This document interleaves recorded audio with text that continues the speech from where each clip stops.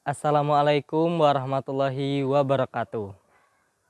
Tabi pun. Perkenalkan, nama saya Ilyas Muhammad Fahri dari kelas 11 SMK Sodipa 2 Natar. Saya di sini mengikuti perlombaan pidato Festival Bulan Bahasa Indonesia yang diselenggarakan oleh Pendidikan Bahasa dan Sastra Indonesia, Fakultas Keguruan dan Ilmu Pendidikan, Universitas Lampung. Assalamualaikum warahmatullahi wabarakatuh.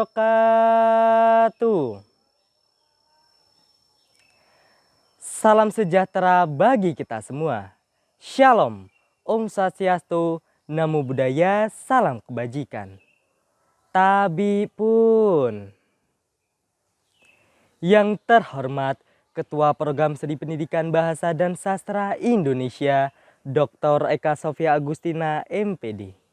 Yang saya hormati Bapak Ibu Dewan Juri Lomba Pidato Festival Bulan Bahasa Indonesia.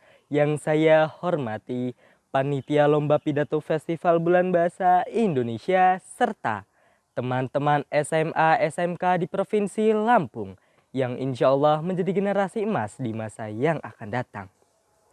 Marilah kita panjatkan puji syukur atas kehadirat Allah Subhanahu wa Ta'ala yang telah melimpahkan rahmat, taufik, dan hidayahnya kepada kita semua sehingga kita dapat menghadiri perlombaan pidato Festival Bulan Bahasa Indonesia dalam keadaan sehat walafiat. Salawat dan salam selalu kita sanjungkan kepada junjungan kita baginda besar Nabi Muhammad Sallallahu Alaihi Wasallam yang telah kita nantikan syafaatnya di yaumul qiyamah. Amin amin ya rabbal alamin. Hadirin yang saya hormati, kita semua tahu bahwa negara kita adalah negara yang sangat kaya. Kaya akan budaya, suku, dan bahasa. Di NKRI tercinta ini, masyarakat bisa hidup berdampingan dengan lebih dari 700 bahasa daerah. Tapi dari beragam bahasa yang kita punya, ada satu bahasa yang selalu bisa menyatukan kita. Ialah bahasa Indonesia. Tanggal 28 Oktober 1928 telah kita ketahui bersama Ikrar Sumpah Pemuda menegaskan bahwa kami putra dan putri Indonesia menjunjung bahasa persatuan, bahasa Indonesia. Bahasa Indonesia tidak hanya berperan sebagai alat komunikasi. Bahasa Indonesia adalah simbol persatuan bangsa ini.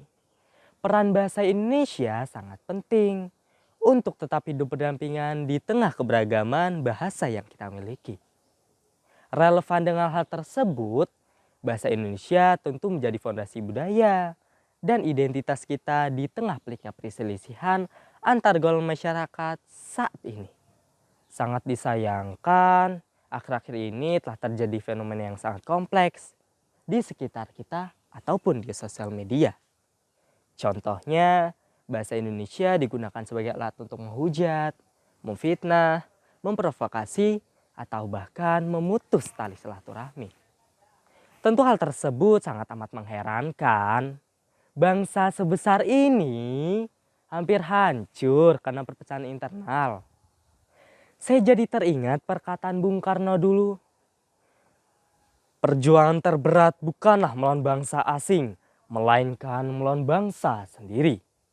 Bahasa yang seharusnya bisa menjadi pemersatu, justru menjadi senjata pemecah belah bangsa.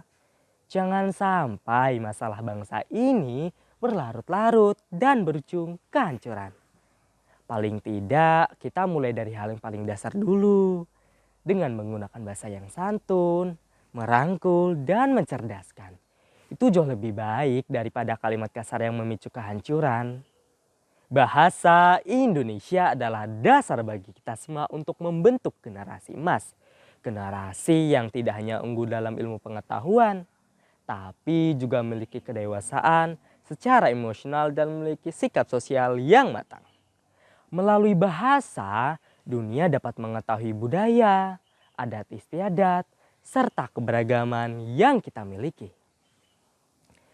Mari kita sama-sama jadikan bahasa Indonesia sebagai alat untuk mempererat rasa persaudaraan yang saat ini hancur karena perbedaan sudut pandang. Mari kita saling berlapang dada untuk membuka ruang diskusi yang sehat, argumentasi yang santun, kritis, tapi tetap menjunjung tinggi Bhinneka Tunggal Ika. Kita perlu menyadari bahwa perbedaan bukanlah suatu ancaman, melainkan semangat untuk semakin berkembang dengan bahasa Indonesia sebagai penopangnya. Izinkan saya mengutip kata bijak dari Tan Malaka.